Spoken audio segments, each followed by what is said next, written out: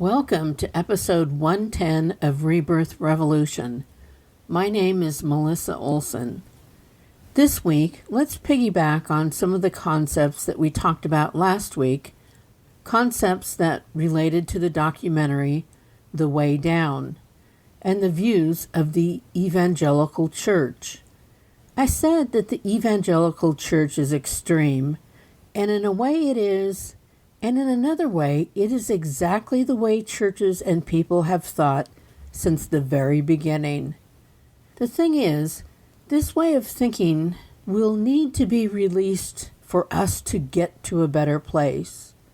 Our understanding of hierarchies and the rules of the game must change for us to move forward in a meaningful way. The old way of thinking is that there is a Christian God who is vengeful, a God who expects perfection, and a God who is trigger-happy when it comes to punishing you for what this God, who is always a man, perceives as any sort of slight.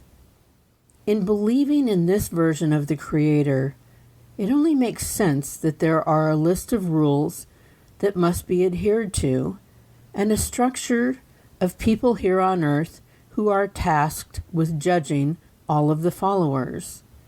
Those people, as chosen by the church, and also almost always men, have power over the congregants.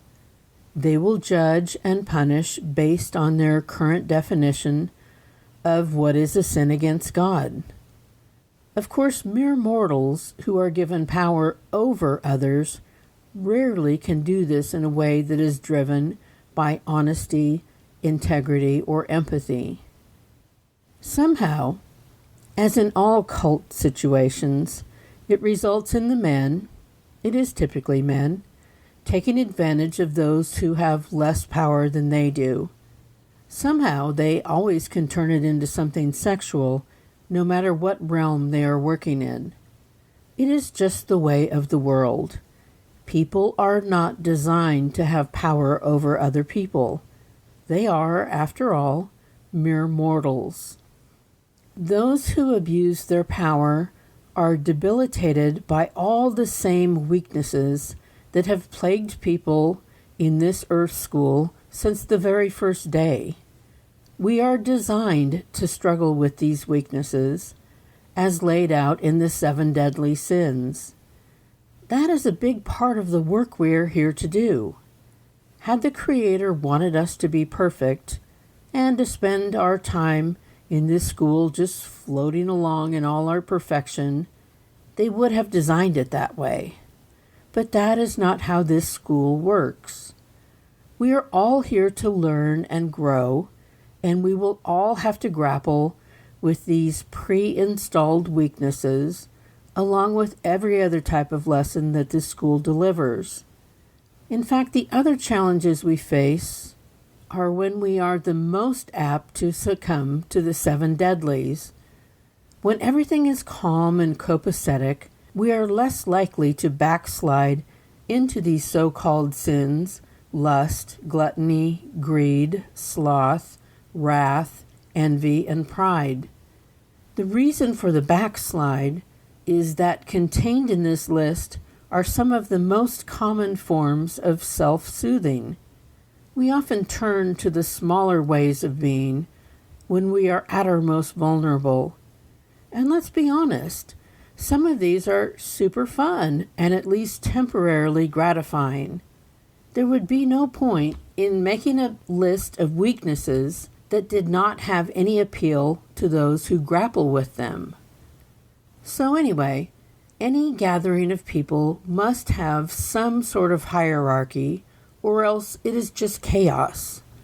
But the fundamental problem is that every hierarchy changes the amount of power each person has in any given situation.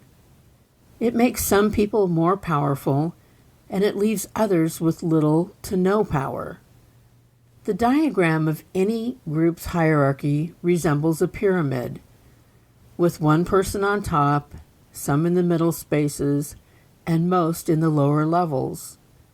The power is split up and distributed with those at the top having the most, the middle ranks having some, and the lower ranks, which contains the most people, having little to none. The one at the top can drop knowledge and rules to everyone beneath, and those at the bottom are expected to obey, trust, and also trust anyone above them on the pyramid. I guess what I'm saying is that every single organization is your basic multi-level marketing scheme. The people at the top have all the advantages, which are granted to them by everyone at the bottom and enforced by those in the middle, which is interesting because it takes way more people agreeing to be at the bottom, the place where they have the least power and enjoy the least amount of privilege, to even create a structure that holds up the few at the top. Those at the bottom are the underpinning of each and every group. The people at the bottom grant, by their involvement, the power to those at the top who will ultimately use and abuse them in some fashion. They will use and abuse because they are mere mortals. They are not designed to have power over others. This pyramid scheme applies to every grouping of people. It applies to the LuLaRoe organization, as seen in the LuLaRich documentary. It applies to the church in The Way Down. It applies to the Catholic Church. It applies to our political structure. And it is the blueprint for capitalism. Every structure has a few at the top and most people at the bottom. In the same way that we had laid out for us the way that the majority of people cannot make money in a multi-level marketing scheme, we see that trickle-down economics has only benefited those at the top. In our political structure, all the power, money, and privilege is concentrated in the top tiers, with the bottom levels providing the labor and tax revenue. The accountability somehow skips those at the top while being visited upon those at the bottom. It's like how the yahoos who showed up for the insurrection attempt are being prosecuted, but those at the top who orchestrated the whole thing are, so far, untouched. We are not living in the same world. It's time to flip the pyramid.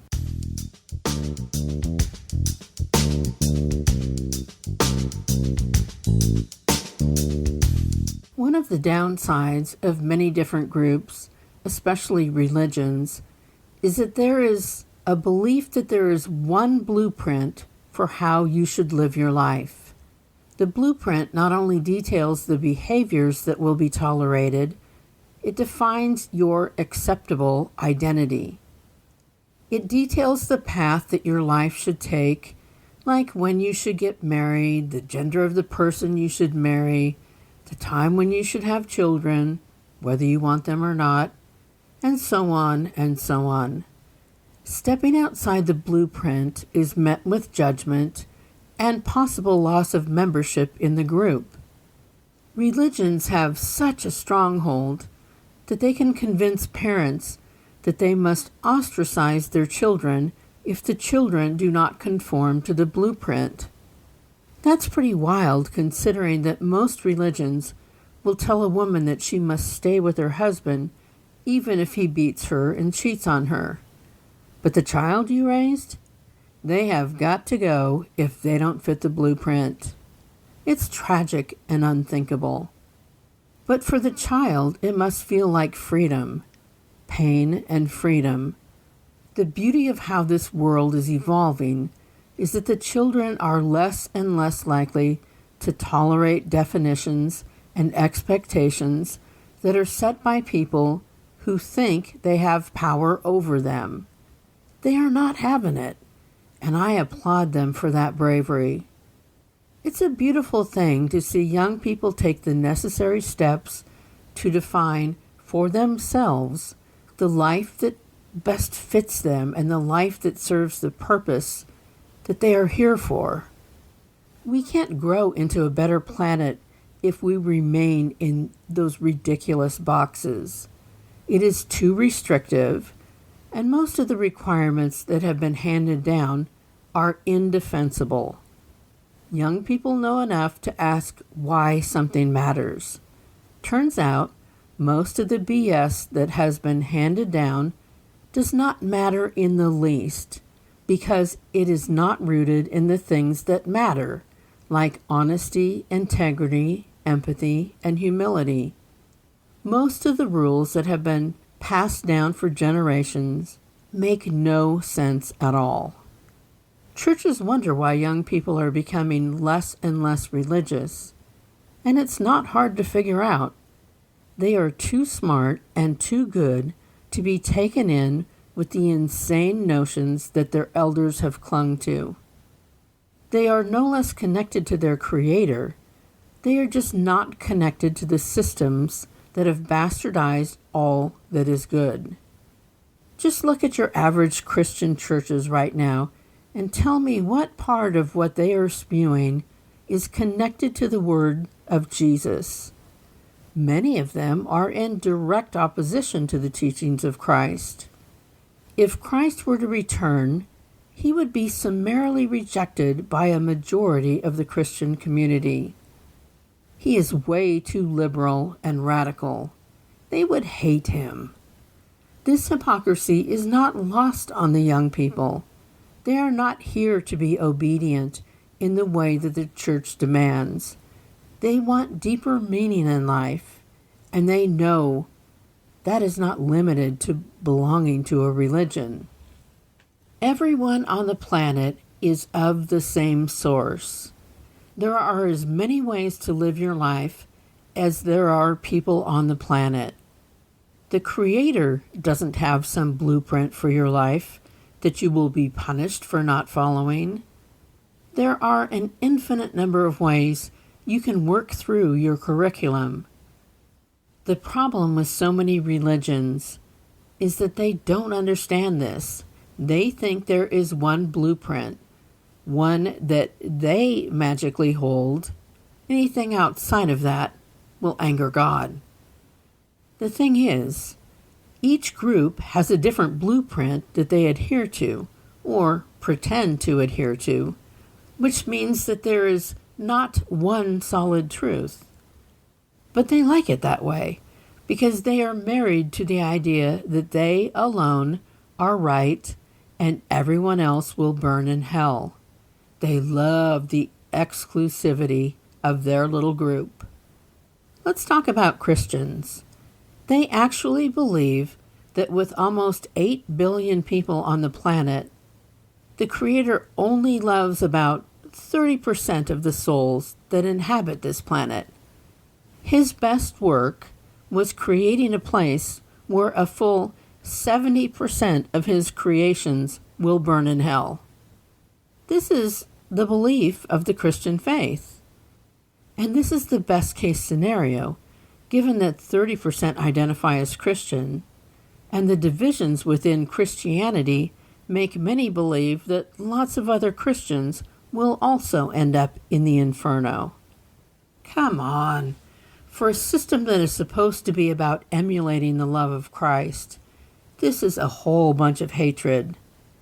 Let's try to imagine a world in which there are not organizations on every corner that promote division, judgment, and the hatred of others.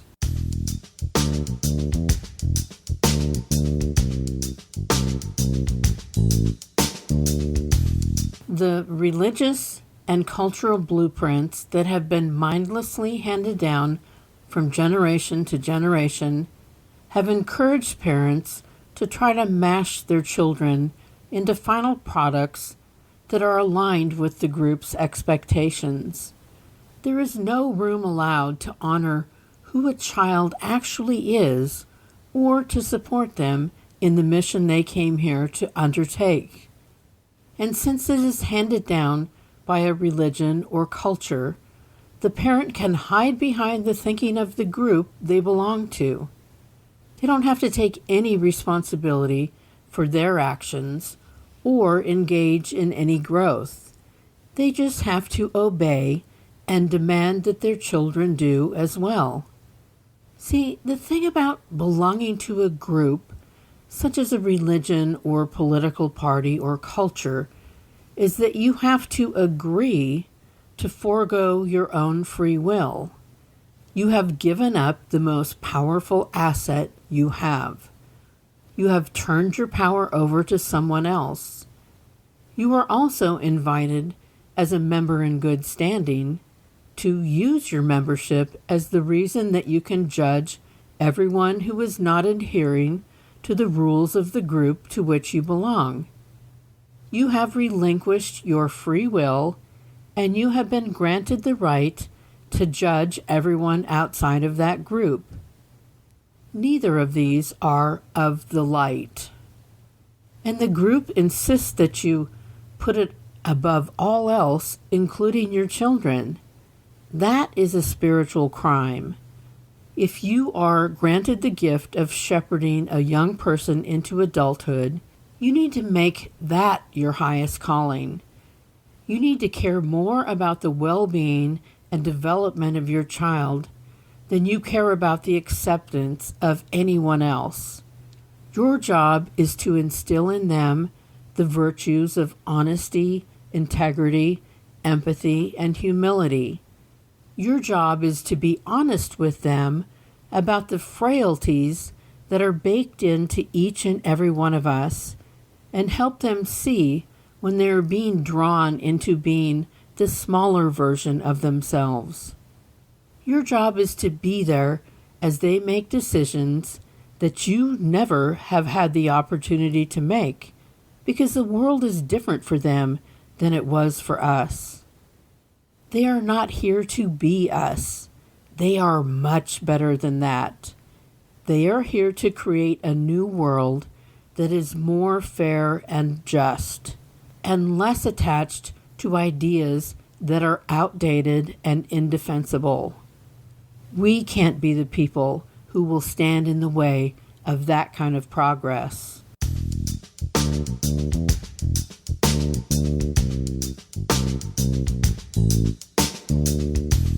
Thanks for returning for another week of Rebirth Revolution. It's important that we stay on track with our vision and not be distracted or discouraged by the insanity that surrounds us. A quick look at what happened in Dallas on Tuesday could have you shaking your head till the end of time. There is some unimaginable lunacy happening, but we will remain fixed on envisioning something better.